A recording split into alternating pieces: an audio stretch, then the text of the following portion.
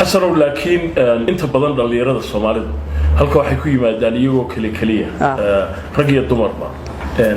أديكوا حاس كاجي وطا وطن كيلو حكستابيله كوي صح سيد مركي وقولي شيء شو دبرتين والله إحنا نلاش وقت كاتي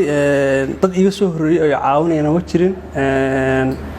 إن اللوكيشن قالوا أنا كشغل بلوان وقت كاتي أو ده اللوكيشن كي شغال اسمه واقعني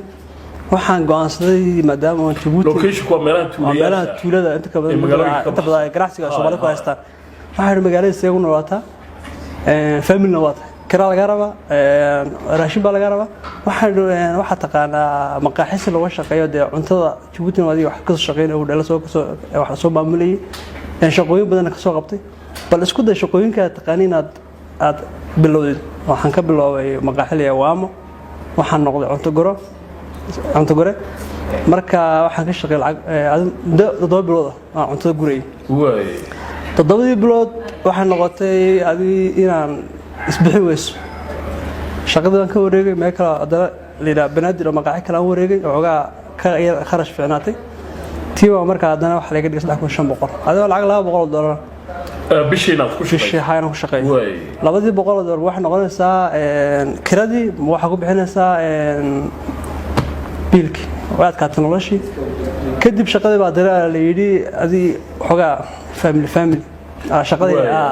ay noqotay laga saaro shaqada joojiyay muddo 2 bilood fas aan iska shaqalaan noqday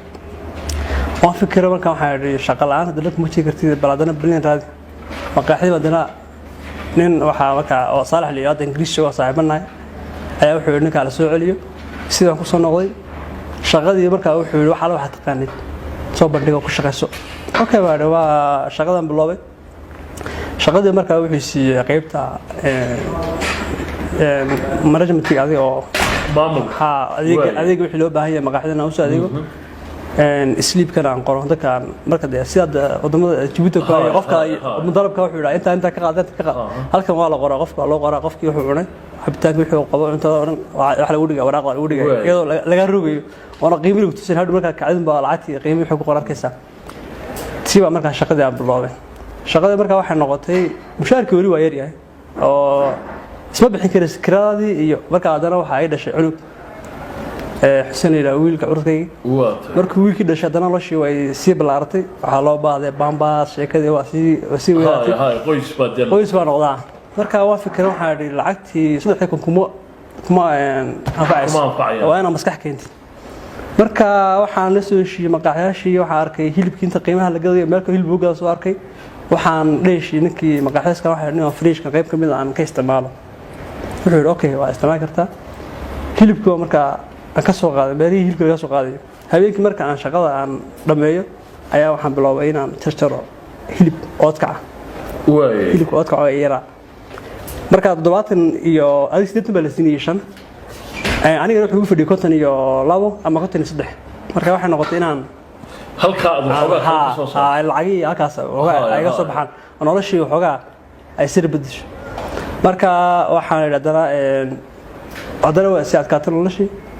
nin marka madow oo ka shaqeynaya maqaaxida ayaa shaqada ka tagay weelka dhaqay waxaan maadaama aan shaqada habeenkii aan shaqeynay maalintii waa inaan shaqada habeenkii ku darsadaa ninka weelka dhaqay ninka loo meeyo ana shaqada hadiya habeen bood shaqeynaysaa waa shaqeynaya ana shaqada qabsanaya waa in loo soo adag biilkii wixii dhan waa shaqoosh way isbixweys waxaan tan ana qabsanaya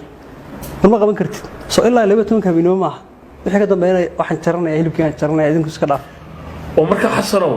مركا ويلكي مايريسو اد اودكي اما قمدي جريسو اد مخايدي مطلب كتahay كورما تاعن جرتي والله مركا نين امير موقت ملكمدو مركا اد تارجت leedahay hore beel aad socotid waxaan kuma muuqanaya dad dooblo ay u qaatin aan habeenkiina shaqeeyo maalintiina shaqeeyo oo aan habeenkiina ilaa 12 weelka dhaqo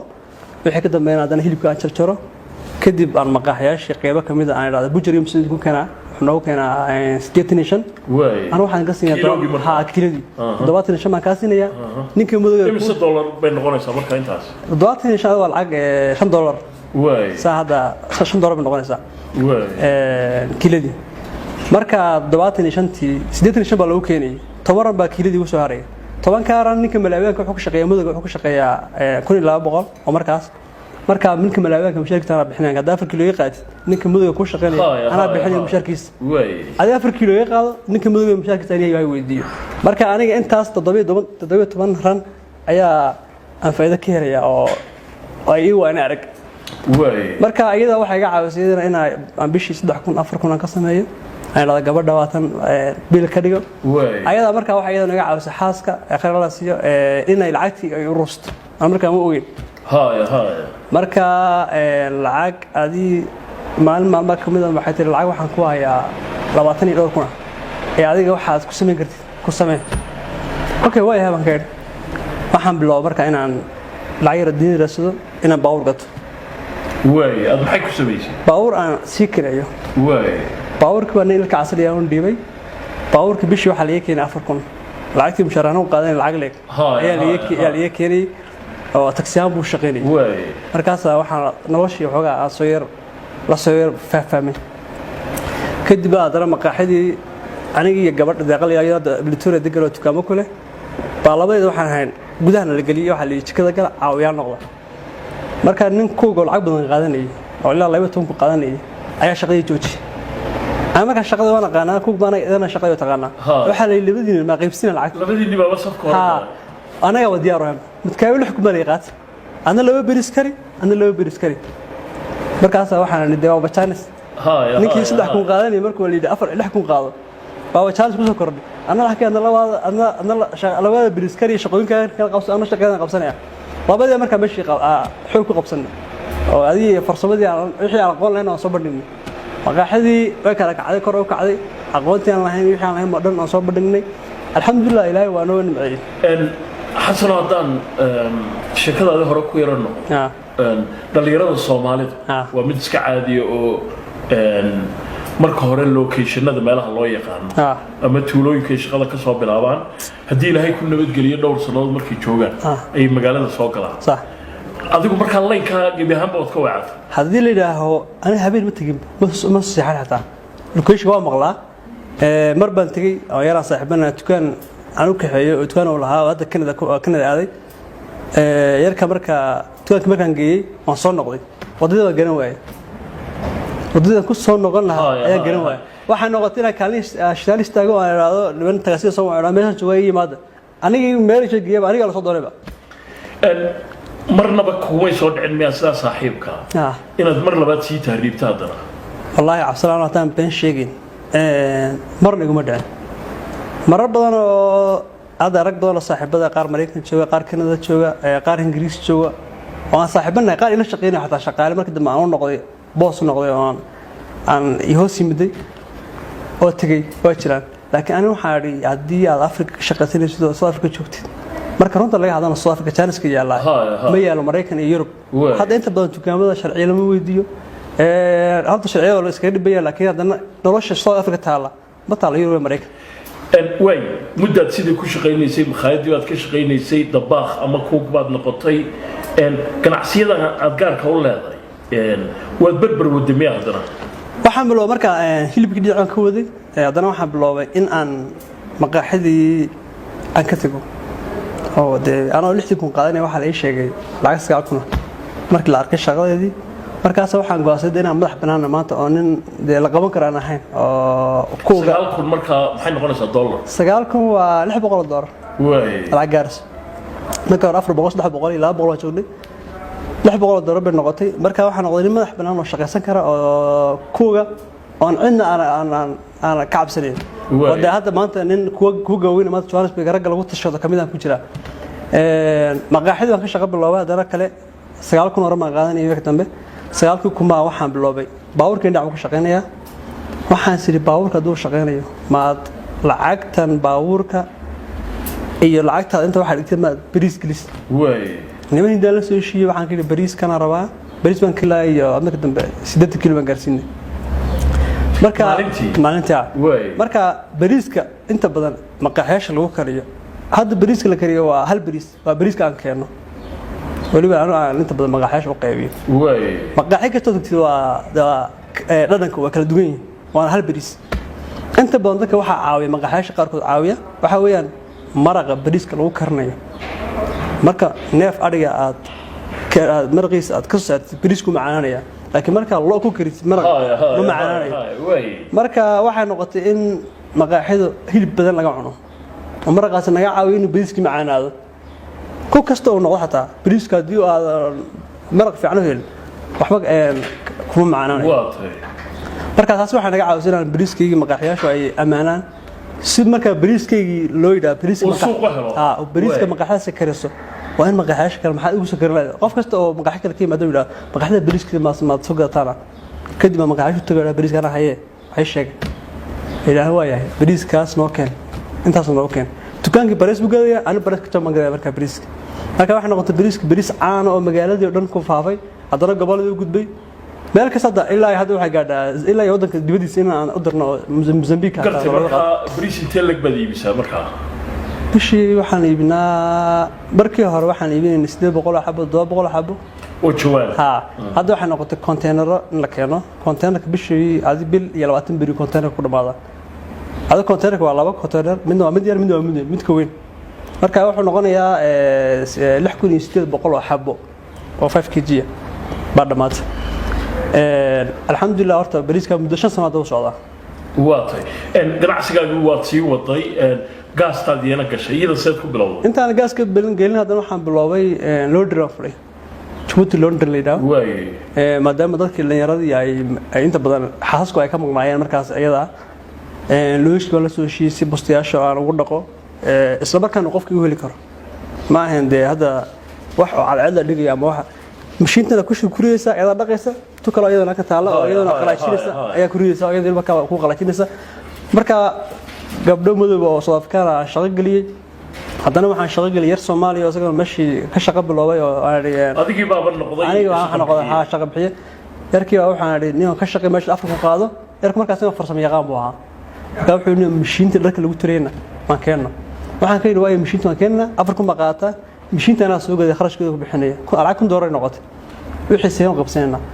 waxaan ku heshiinay inaan hadii qofkii dharka keensanaya wixii ka dilacayba inaan wixii aan 50-50 qaadno waayo baan ka yiri mashiinada keenay ninku wuxuu ahaa nin isagana qarsoon oo farsamo yaqaan wuxuu noqday markii dambe nin hadda wuxuu ku socdaa wuxuu marayaa meel Brazil buu aaday هذا هو كبحي ما هذا دحد المريا ربنا ودو وتهريبها واي ما دام هذا ماشين الدنيا ان لودري كلها هذا دب لو انا لودري سسو خيرني اني وا ودقاتنا ودقاتنا اكيد لا دركو سميا marka shaarasha saraawiisha aw karbalaya waa nin isagana macquula alxamdulillah waan kala qabseen mushaarkiisa in ka badan oo ku saaray marka waxaad isku wadaa shaqadii makhaayadda iyo tii bariiska iyo tii gaarigii kuu shaqaynayay iyo wixii dhanba marka hadda waxaan ka iloobay marka aan soo galay maqaaxidii qadada liiga bixiyay isla maqaaxidii waxa ka noqday hadana cook isla maqaaxidii hadana waxa ka noqday share on half ad ku yeeshay isla maqaaxidii markii waxa ka noqday maamulaha maqaaxida half naskale maqaaxidii intaas shaqaalaha oo Soomaali 4-6 nin oo Soomaali ah iyo inta lag bay taas ku qaadatay xasano wallahi waxay u qaadatay 4 sano laakiin nin istaagay maahan waqtina kuma dhumino fadhi iyo fadhi ku dirar iyo iska meelaha iska wareeg waxaan ahaa habeen maalin ninka ordiyo malaha oo ugu wajiniba wixii liida ka istaagna ka istaagay go'aankan qaato ma ku soconay gaasti baad yare ku dartay gaaska waxa ugu dhaliyay markii maqaaxidii qaybteedii markii dambaan gaday ayaa waxaan maadaama bisnijo badan ku jirtay tii hudalkii uu kuma jiri karay sidoo haddana meel ugu wareegsan waxaan iri alaabtan maqaaxidu ay ku shaqeynayso ay dalftii ma ka bilowdaa marka gaaska aan markan loo keeno waa 48 kilo mid u weyn loo bari ku dhamaanaysa gaas lafsi marka bilowayso wuxuu baahan tahay xagee ka bilowaysa waana aad fikirto tiraad isku xidid niman gaaska warjoo waxaan keenay gaaskan raanaan bilowba mid koo shir garoobi kara nin marka kala rooda kan iska adaan si xaas ka roka waxaan keenay inaan hawsha bilowba rabaa ka waran waa iga wareegay nin waan dheeso Mareykanka ayaa wuxuu keenay MTL badan oo Faruq waayo balan gaas wuxuu waan ka gadayaa gaaska bilow gaaskan bilow xagee la taga baalad MTL way yaalaan go'aan waxaan qaatay inaan raadiyo meesha lagu gado waxaan arkay gaari socda oo gaas doonaya gaari oo daba qaad gaari oo daba galay waa isku daba socday wuxuu galay meesha anoo ka daba galay nimankii hindida meesha iska lahaa waxay dhahaan maxaa rabtaa gaasaan rabaa inaan bilowdo gaas ma rabtaa ha bilowdo okay waxay dhahaan qaabkaas loo bilowdo waxaas laga baayo ayay lafteeda ha fudud ma sharciyada gaasku waa sharciyo adag weeyaan ma ahan sharci oo iska hore laga galay waxay noqotay inay dhahaan sharciyada wixii dhan ii sheegaan marka waxaan soo gatay gaari taraaga gaariga baan soo gaday gaariga haddana waxa weeyaan double disk la saaro laba sharci waa in loo saaro laba sharci marka loo saaro waa in haddana loogu saarayo labada sharci waa sanadba ku dhacaya sharcigaas labada sharci waxa weeyaan waa uu kaga dugan yahay labada sharci waa in baabuurka uu labada diski yeesho waa alaabta ku saaran hadda training waxa lagu siinayaa 2 weeks october gaasta sida loo gubay dadka sanka gudaha baa ku ayaa naftada ku weyn kartaa hadii aad qaab qaldan ama wadada meel lagu talagalay hadaa speed ka martay ama wadada maraysid qaabka u maraysid waa lagu baraya sharci gooni u leeyahay asaga lisan gooni u leeyahay oo asaguna halka ku dhacay marka shirkadaada gaasta waxa la bixiyay Somgas anoo ay leeyihiin dhalinyarada ay leeyihiin warniyo hawshan midba iskale South Africa ma iskale waa lagu dilayaa marka horta wixii ilaahay ku qoray dilka ilaahay ku shaqale maanta dhimanaysan ilaahan baa yaqaan waxaan go'aansaday inaan ku dhiirado war hadii la dilayna maanta ay anoo wadadaas u gaari ku dhici karaa aan dhimanaya ayaga wala tartamaya hada business karto waxaan suuq aan haystaa waxaan leeyahay maqaaxashii bariiskii tiishkii oo isaguna aan kayloobo tiishuga afmariska maqaaxash aan isagana aan qaybiyaa maqaaxash oo qaybiyaa maadaama maqaaxash xiriir naga dhaxeeyo oo alaabo badan ka gado inay diidan gaaska inay ka qaataan marka aad gaasta bilaabayso adigu waxaad maanka ku haysay marka maqaayadaha Soomaalida maqaaxaha Soomaalida ku ay mid kale hindida iyo Pakistaaniintu isku dhacsiin dadka hadda inta badan hadda gacanta ku haya hadda biloobena waa Pakistan u badan iyo madow iyo marka Zimbabwe kale ilaas iyo Soomaaliya inta way ka ganacsadaan laakiin dadkaas dhan si aad ula tartami kartaa horta waa inaad xiriirsid xaafadda Soomaalida kadib marka waxa gudbi kartaa meel kale xaafadda Soomaalida ka biloobay maqaaxash baan gaas baan keenaya markaas ay bareeska ku keenayso waa amsa intaas ku keenaya bareeska ku keenayo iyo bareeska ayagoo asiinaya basiilan waay ilaan gaaska waa farsamo madow ay isticmaalayaan ana markaa ma ogi qiimaha ku soo gadanayay aan ku soo qaatay ayagu gadayaanba marka waxaan gaaskan xaq wax ka qalday markaas fikiray markaas waxaan sidii miisaan soo qaatay miisaanka saaray gaaska ilaan meeshii uu ka ahaa 48 aan ka soo buuxiyay ayaa iyagu waxa ka soo dhigeen 40 8 kilo waxa ka maqan 8 kilo waa China aan markaa helay maqaaxi kasta waxaan ka yiraahdaa hadii oo gaaskayga iyo gaaska nimankan ay keenayaan ay isku mid noqdaan inta in ka raqiis badan ka siinaya okay waa yahay xabad ka qaada ana xabad iga qaada miisaan markaa kadib waxa noo dhaxay arka aniga lafteeda 7 sano 6 sano model ka shaqeynay lagu dhacay laba maalmood gaas ku dhamaanaya hadda markaan keenay 4 maalmood ku dhamaanaya markaas waxa noqday China aan kula tartamayay ayagoo waxaan ka saaray ayagoo ogeyn waxaan ka saaray waa China kaas aan ka helay in dadka dhacayeen 8 kilo 7 kilo 4 kilo dadka ay nimankan dadkan gaalada markay yihiin xaraan ma kala jiro xasano maanta adiga ganacsigaaga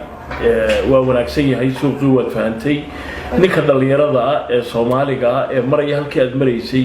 2011 ee imika soo galay maxaad kula talin lahayd wallaahi absalaam waxaan kula talin lahaa horta qof walba waa meesha usdigo iyo qaabka uu u fikiro South Africa marka runta laga hadlo nin kasta oo ka tagay ku soo noqda aan waxa aaminsan chance badan yaalaan cid shaqaysanaysa hada waxa jira anu waxba qaramaayo waxa rabaa shaqooyin badan oo banaan oo Soomaaliya ka faa'iideysan karto laakiin ayasayaan jira suuqana marketka khudaarta bardhada oo kale example waa 20 ran ayaa lagu siiyaa nimanka cadaan marka la soo qaado kan la keeno waa cotton inta tagtido gaari qaatay ba soo qaadi kartaa aad ka iibin kartaa maqaaxayash laakiin ma rabtaa way ninka Soomaali wuxuu rabaa inuu fadhi ku diro hebel baasiri qabiil hebel kaas marka naftiisa baa uu sheegay marka hadii qofku uu rabo inuu wax qabto hawa yaraato inta maanta fadhin lahayd oo hebel si 20 si cotton si oran lahayd ina shaqaysto balin raaysto waxaad sameeyay ayaa baa fiican marka ninkii rabo South Africa ka shaqaysto shaqo waa taala